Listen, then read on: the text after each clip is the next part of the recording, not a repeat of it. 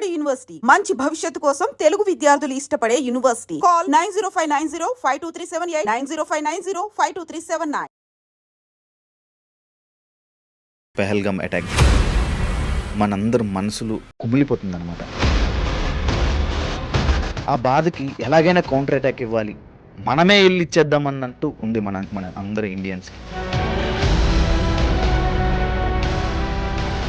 వెళ్ళి మీ మోడీకి వెళ్ళి చెప్పుకో అని అన్నారంటే చూడండి, అలా ఎంత ధైర్యం వాళ్ళకి. అసలు మనం ఏం చేయలేమన్నా ఇదా, ప్రశాంతత కోసం వదిలేస్తుంటే వాళ్ళు చెలరైపోతున్నారు. దీనికి సరైన గుణపాఠం చెప్పాలి, సరైన గుణపాఠం జరుగుతుంది అని చెప్పి మనందరం ఆశిద్దాం.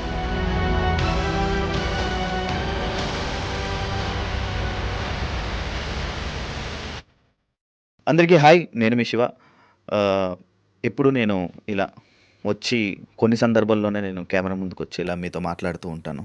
మళ్ళీ మాట్లాడే సిచ్యువేషన్ వచ్చింది. పెహల్గామ్ అటాక్ గురించి మీ అందరికీ తెలుసు. మనందరి మనసులు కుమిలిపోతుందన్నమాట. చాలా బాధపడుతున్నాం. ఎక్కడ చూసినా అదే న్యూస్. వాళ్ళ ఫ్యామిలీస్ని చూసి, వాళ్ళ ఏడుపులు చూసి మన ఫ్యామిలీకే ఇలా జరిగింది అన్నట్టు మనం రియాక్ట్ అవుతున్నాం అనమాట. అంత బాధ ఉంది మనలో. ఆ బాధకి ఎలాగైనా కౌంటర్ అటాక్ ఇవ్వాలి, మనమే వెళ్ళి ఇచ్చేద్దామన్నట్టు ఉంది మన అందరు ఇండియన్స్కి. మన మనసులో కూడా అదే ఉంది. మీకు కూడా అనిపిస్తుంటుంది, అరే మనం వెళ్ళి కొట్టాలి, మనం వెళ్ళి దెబ్బతీయాలి, మనమే దీనికి రియాక్ట్ అవ్వాలి, ప్రతి ఒక్కరు దీని గురించి మాట్లాడాలి, ప్రతి ఒక్కరు దీనికి రియాక్ట్ అవ్వాలి అని ప్రతి ఒక్కరు సోషల్ మీడియాలో, ప్రతి ఒక్కరి ఇన్స్టాలో, ప్రతి ఒక్కరి ఇన్స్టా స్టోరీస్లో ఇదే టాపిక్ నడుస్తుంది. దానివల్ల నేను ఈ టాపిక్ గురించి మాట్లాడడానికి వచ్చాను అనమాట. నిన్న నైట్ సిసిఎస్ నుంచి ఫారెన్ సెక్రటరీ విక్రమ్ మిశ్రా గారు సడన్గా ఒక ప్రెస్ మీట్ పెట్టి మనందరికీ పాకిస్తాన్కి ఏమేమి చేస్తున్నాం అనేది ఒక ప్రెస్ మీట్లో మనందరికీ తెలియజేశారనమాట. అందులో ఏమేమి చేశారు వాటిలన్నిటి గురించి చెప్పడానికి నేను మీ ముందుకు వచ్చాను అనమాట. ఇవన్నీ మీ అందరితో షేర్ చేసుకునే ముందు పెహల్గామ్ గురించి, నేను ఈ అటాకుల గురించి ఎందుకు ఇంత బాధపడుతున్నారు అని చెప్పి మనందరికీ ఉంటుంది కదా కొన్ని ఎక్కడో. అయితే ఎందుకంటే ఒక గుర్రం మీద అక్కడ అటాక్ జరుగుతున్నప్పుడు గుర్రం మీద అందరినీ వీళ్ళనే తీసుకొని వెళ్తూ ఉంటారు కదా. అలా తీసుకుని వెళ్ళే గుర్రం ఆపరేట్ చేసే వ్యక్తి, అంటే గుర్రాన్ని నడిపిస్తున్న వ్యక్తి ఒక ముస్లిం వ్యక్తి. మనల్ని కాపాడడానికి, ఎవరైతే టూరిస్టులు ఉన్నారో వాళ్ళని కాపాడడానికి ఆ టెర్రరిస్టుల దగ్గర గన్ను లాక్కోనంట, ఆ గన్నుతోనే వాళ్ళనే ఫైర్ చేయాలనుకున్నాడంట. వాళ్ళనే ఫైర్ చేయాలనుకుంటే ఈ గ్యాప్లో మిగతా ఎవరైతే ముగ్గురు వ్యక్తులు ఉన్నారో ఆ ముగ్గురు వ్యక్తులు ఒక వ్యక్తి ఈయన ఫైర్ చేసి చంపేశారంట. ఫస్ట్ అయితే ఈయన వదిలేశారంట. ఎందుకంటే ఈయన ఒక పాకిస్తాన్, అంటే ఒక ముస్లిం వ్యక్తి అని చెప్పి ఈయన వదిలేయడం జరిగింది. అయినా ఈయన వెళ్ళిపోవచ్చు, ఈయన వెళ్ళిపోయే అవకాశం ఉంది, కానీ మన గురించి పోరాడాడు. అండ్ అదే కాకుండా మనకి సోషల్ మీడియాలో వైరల్ అవుతున్న 2 వీడియోలు ఏవైతే వీడియోలు ఉన్నాయో ఆ వీడియోలు తీసింది కూడా ముస్లిమ్సే. అక్కడికి సంబంధించిన ఎవరో హెడ్స్ అంటే లైక్ ప్రెసిడెంట్లు ఎవరో అని చెప్పి హెడ్లు అని చెప్పి చెప్పడం జరిగిందనమాట. అంటే ఆ వీడియోలో వాళ్ళకి చెప్తున్నారు, అంటే వాళ్ళందరినీ కూల్ చేయడం జరుగుతుంది. కానీ ఇక్కడ ఏం జరుగుతుందంటే ప్రతి ఒక్క ముస్లింని, అంటే కొంతమంది వీడియోలు నేను చూడడం జరిగింది, ప్రతి ఒక్క ముస్లింని అనుమానిస్తున్నారు, ప్రతి ఒక్క ముస్లింని తిట్టుకుంటున్నారు. అది కాదు, అది కరెక్ట్ కాదు. మనకి ఎవరైతే అన్యాయం చేశారో వాళ్ళకి గురించి మాట్లాడాలి, ప్రతి ఒక్కరి గురించి మాట్లాడకూడదు. అండ్ ఎందుకు ఇది మాట్లాడుతున్నానంటే నిన్నే ఒక సోషల్ మీడియాలో నేను ఒక రీల్ ఇలా చేస్తుంటే ఒక రీల్ నాకు వచ్చింది. సోకాల్డ్లో ఒక మంచి ఫేమస్ ఇన్ఫ్లుయెన్సరే ఆయన అంటున్నాడు, ఒక 4 ఫోటోలు ఒక ముస్లిమ్స్ వ్యక్తులు ఇన్ఫ్లుయెన్సర్స్ ఫొటోస్ పైన పెట్టి వీళ్ళ వల్లే ఇక్కడ అటాక్ జరిగిందని చెప్పాడు. అంటే నువ్వు ఒక ఇన్ఫ్లుయెన్సర్ అయ్యి ఉండి జనాలు నీ మాటలు వింటున్నారంటే ఇలాంటివా నువ్వు చెప్పేది? ఇలాంటి మాటలు చెప్తే ఏమిద్దామని, ఏం మెసేజ్ ఇద్దామని? ఇప్పుడు వీళ్ళని చెప్తారు, బయట వీళ్ళు పొద్దున్న ఏదైనా వీడియోస్ చేసుకుంటే ఇండస్ట్రీలో మంచి బతకాలనుకుంటున్నారు. వాళ్ళు బయటికి వెళ్తే ఏమంటారు? వాళ్ళని టెర్రరిస్టులా చూస్తారు. వాళ్ళని టెర్రరిస్టులతో ఏంటి ఎప్పుడు అంటే ఇలాంటివి చేస్తున్నారనమాట. అది తప్పు.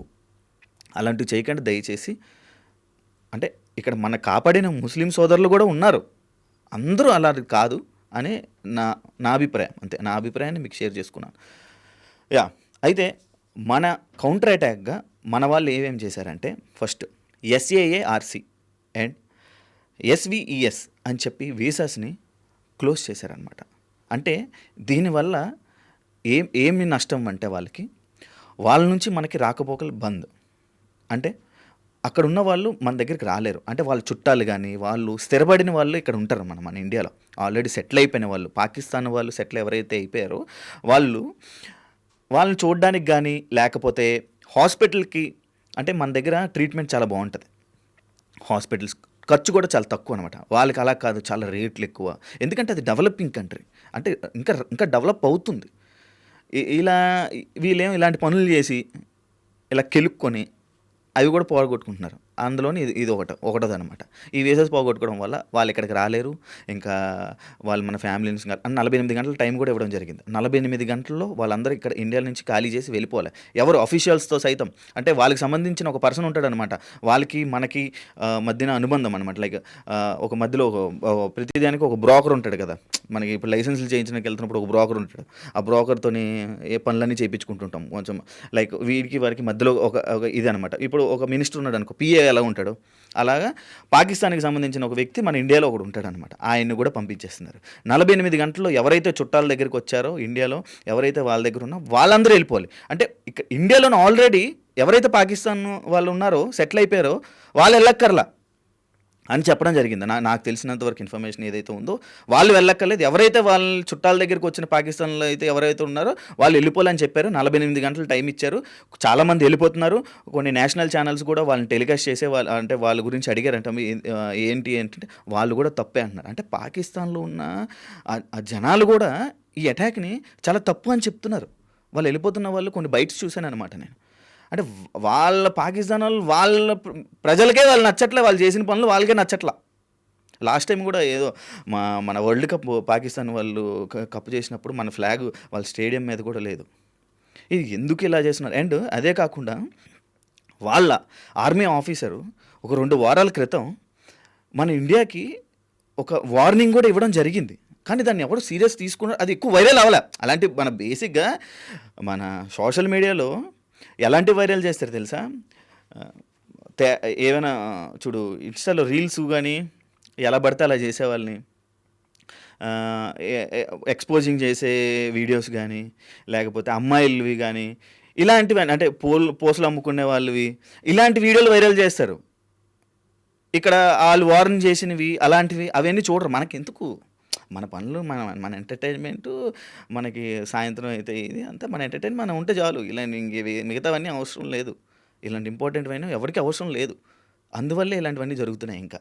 అండ్ ఇది పట్టించుకోకపోవడం వల్ల ఇలాంటి సిచ్యువేషన్ వచ్చిందేమో. ఆ రోజే వాళ్ళు వార్నింగ్ ఇచ్చిన రోజు మనం కానీ అలర్ట్ అయ్యి మొత్తం అన్నీ ఉంటే ఇలాంటి పరిస్థితి వచ్చేది కాదేమో. అండ్ అదే కాకుండా ఆ నలుగురిలో 2 లోకల్ అంట. అంటే మనకు తెలీదు, జస్ట్ అది విన్నాను నేను. లోకల్ వల్ల వీళ్ళు హెల్ప్ తీసుకొని వాళ్ళు ఇంకొక 2 వచ్చారంట. వీళ్ళు నలుగురు కలిసి ఇదంతా చేశారని చెప్పి ఇదంట. అండ్ అదే కాకుండా ఇంకొక 2ని చంపేశారని కూడా అంటున్నారు. అది మనకి క్లారిటీ రాలేదు. ఒకవేళ క్లారిటీ వస్తే మళ్ళీ ఇంకొక వీడియోలో నేను చెప్తాను. వాళ్ళిద్దరిని కూడా 2 దొరికారు, వాళ్ళిద్దరిని చంపారన్నారు. ఇంకా అఫీషియల్గా బయటకి రిలీజ్ చేయలేదు. అది కూడా తెలిస్తే నేను దాని గురించి కూడా మాట్లాడతాను. అయితే ఇప్పుడు నీ వీసాస్ వల్ల వీళ్ళందరినీ వెళ్ళిపోలే. 48 గంటలు టైం ఇచ్చారు, ఆల్రెడీ వెళ్ళిపోతున్నారు. ఇదంతా ఒకటి. అండ్ ఇంకొక పాయింట్లోకి వస్తే ఇది మెయిన్. ఇది యాక్చువల్లీ నేను ఫస్టే చెప్పాలి, బట్ సెకండ్ చెప్తున్నాను. Water blockage. మనకి హైదరాబాద్లో కూడా అపార్ట్మెంట్లు అవన్నీ ఎక్కువైపోయి మనకి వాటర్కి ఎండాకాలం వస్తే ఎంత ఇబ్బంది పడుతున్నామో మనకు తెలుసు. వాటర్ ట్యాంకులని కానీ లేకపోతే ఇవన్నీ, అలాంటి వాటర్ని పాకిస్తాన్కి బ్లాకేజ్ చేసామన్నమాట మనం. అంటే అది ఇంకెంత దారుణమో చూడండి. దాని గురించి నేను క్లారిటీగా కూడా మీకు ఇప్పుడు చెప్తున్నాను. ఇది యాక్చువల్గా 1960లో, అంటే మనకి దాదాపుగా 64 సంవత్సరాలు అనుకుంటా. అప్పుడు పీస్ కోసం, అంటే 2 దేశాలు పీస్ కోసం ఈ ఒప్పందం అనేది అప్పుడు రాసుకున్నారు. ఏమని? మన సింధు జలాలు, లైక్ మన వాటర్ని, ఇండస్ వాటర్ ట్రీటీ అనేది ఏదైతే ఉందో అది మనం ముందే రాసుకున్నాం అన్నమాట. అంటే ఈ పీస్ కోసం మనం వాటర్ పంపించడం ఇలాంటివన్నీ జరుగుతున్నాయి. అయితే వాటర్ బ్లాకేజ్ మన ఇండస్ రివర్ని రెండు భాగాలుగా విడదీసామన్నమాట. ఒకటి ఈస్టర్న్ రివర్, వెస్టర్న్ రివర్. ఏదైతే ఈస్టర్న్ రివర్ ఉందో అది మనకి, ఇంకోటి వెస్టర్న్ రివర్ ఏదైతే ఉందో అది పాకిస్తాన్ వాళ్ళకి.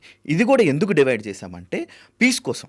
1960లో 64 సంవత్సరాల క్రితం, అంటే పీస్ కోసం, 2 రాష్ట్రాల పీస్ కోసం. మనం ఎప్పుడూ కొట్టుకొని సస్తనే ఉంటాం కదా. కొంచెం ప్రశాంతంగా ఉండడం కోసం వాళ్ళకి వాటర్ ఇస్తున్నాం అనమాట. ఆ ఒప్పందం ప్రకారంగా వాళ్ళకి వాటర్ ఇవ్వడం జరిగింది.